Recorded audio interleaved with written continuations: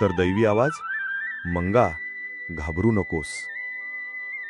जेव्हा सर्व आशा संपल्या होत्या, जेव्हा मदतीचा एकही हात दिसत नव्हता आणि जेव्हा महाराज हताश होऊन एका मंदिरात बसले होते, तेव्हा त्या भयाण शांततेला भेदून एक मधुर पण तितकाच अधिकारवाणी असलेला आवाज त्यांच्या कानावर पडला. अरे मंगा, कसला विचार करत बसलायस? महाराजांनी घाबरून इकडे तिकडे पाहिले. तिथे कोणीच नव्हते. त्यांना वाटले, हा केवळ मनाचा भास आहे. पण तो आवाज पुन्हा आला, अधिक मायाळूपणे. मंगा, घाबरू नकोस, मी आहे तुझ्यासोबत.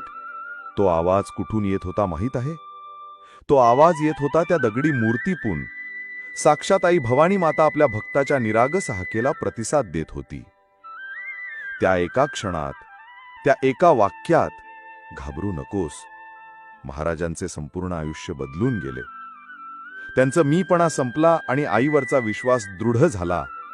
त्यांना कळले की जगात कोणी सोबत असो वा नसो, ती जगदंबा आपल्या लेकरांचा हात कधीच सोडत नाही. हीच ती शक्ती आहे जी तुमच्याही हाकेला धावून येईल.